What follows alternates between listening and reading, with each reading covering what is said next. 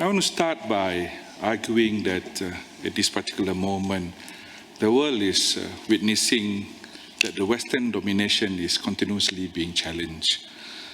Just a couple of weeks ago in Vientiane, in Laos, during the ASEAN summit, the top American diplomat with the Prime Minister of Malaysia, Anwar Ibrahim, and urged Malaysia to distance itself from certain nations, Russia in particular. Prime Minister's response was very resolute. He reminded the diplomat that Malaysia is a sovereign nation, and in no uncertain terms, he made it very clear to him that this is a problem with America. You have to stop telling us on what to do. Moments like these are one of the many that reflects a profound shift in our world.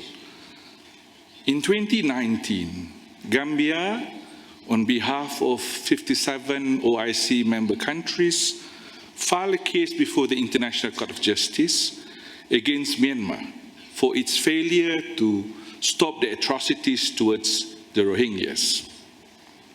Now, this is Gambia, ladies and gentlemen. This is a country with GDP per capita of only $844, standing up on behalf of the voiceless, not a Western superpower, not the so-called champions of human rights, but a small country determined to seek justice for others who had hesitated. More recently, we witnessed the initiative by South Africa. They brought a case against Israel for genocides in Palestine, in Gaza, before the International Court of Justice. South Africa's stand in this particular case illustrates the rising moral courage that has been manifested by the world majority, a courage that refused to be silent. Now, after 8 decades of this so-called Western-led global governance, we are witnessing a live stream genocide happening in Gaza, and we failed to do something about it, especially the West failed to do something about it.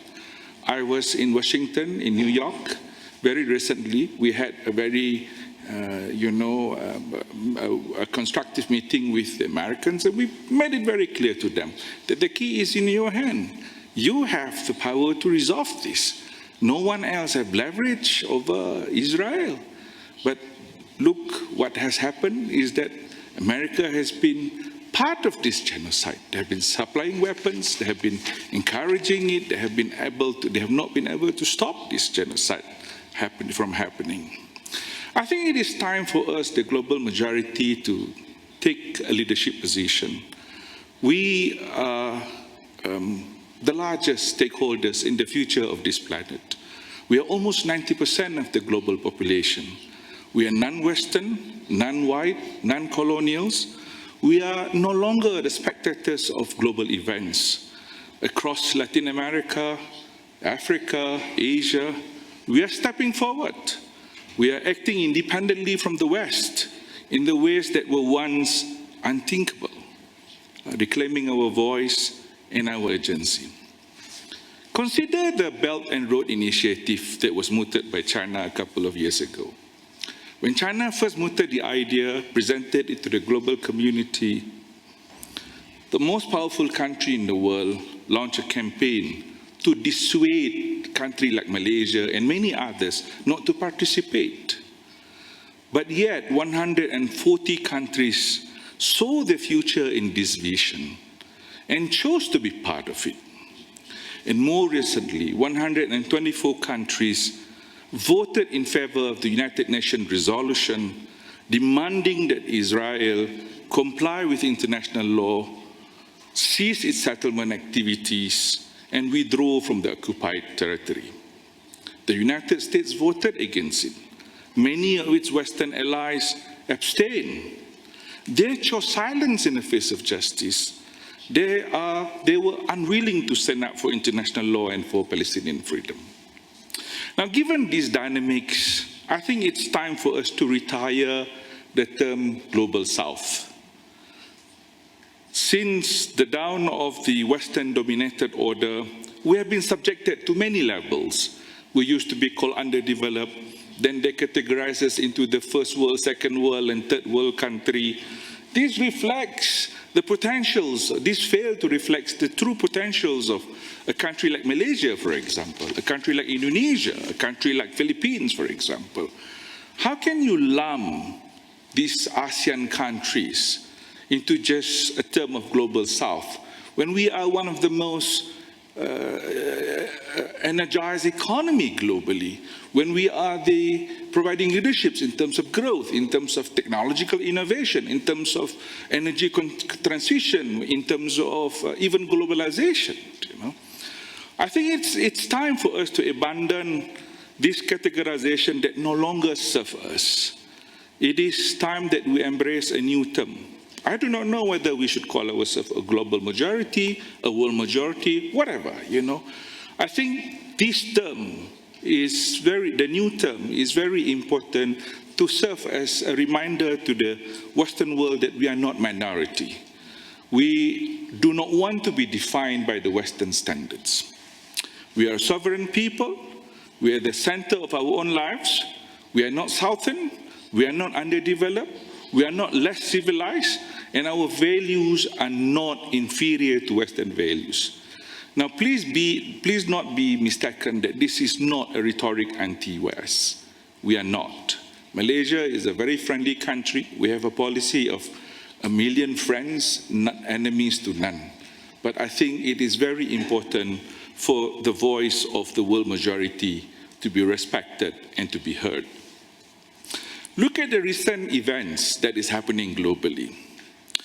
That has amplified the voice of the world majority.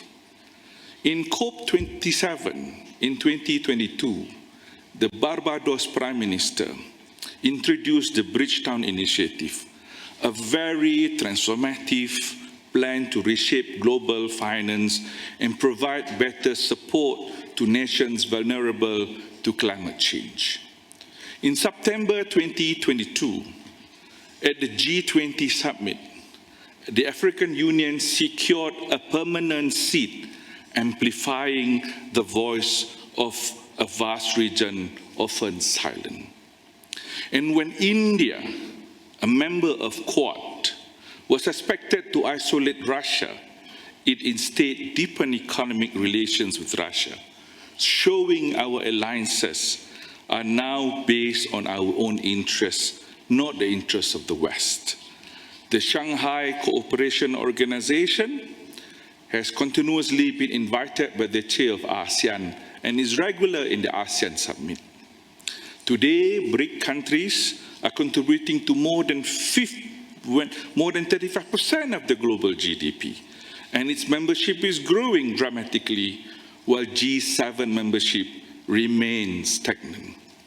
It is time that the developed world stop treating the global majority as a mere playground for a zero-sum game of superpower competition. Now, I want to focus now to what can bring us together. I think number one, the thing that unites us is markets, our market. Together, we represent 90% of the global population. Think about that. Nearly 9 out of every 10 people on this planet are part of this global majority. That is a staggering force, an unprecedented potential. We are not just market, we are the marketplace. When we unite, we hold in our hands the power to drive demand, to shape the flow of trade, to support each other's industries, and to build economies around the world. We don't have to depend on anyone else. So we have everything we need right here among ourselves to create an engine of prosperity that lifts us all. Second, it's our commitment to planetary health. Here is the hard truth. The world majority is not responsible for most of the carbon emissions that is warming our planet. The blame lies largely elsewhere with the developed world. But it is in our land, our communities, our people who suffers first and suffer the most. Rising sea waters, spreading deserts, storm of unprecedented fury.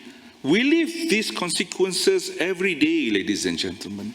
And yet it is our community that are stepping up, innovating, leading the charge for climate change. We don't have to wait to be safe. We should lead the way.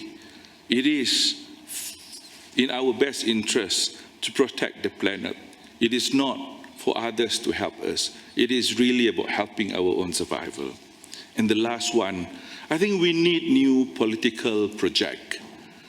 We need modern cooperation. I think enough of this security partnership beyond geopolitical blocks. We need to look into how we can work together in new areas like artificial intelligence, for example. There is a huge gap between the developed and the developing worlds when it comes to artificial intelligence. But no one is actually helping the developing countries, countries like Malaysia, for example, to develop our capacity when it comes to artificial intelligence. Let's work together to probably build a platform for education and bring education using technology to the last, to the least, to the most destitute of the global population. Let's look at how we can actually empower women, how we can actually bring technology to empower new kind of entrepreneurships. I mean, this is the kind of projects that we should really focus, and this is more meaningful than continue to engage with ourselves with the rhetorics of global politics. Mind you, issues like climate change, issues like food security, issues like water and etc. The solution lies in science, not so much in politics. Thank you very much.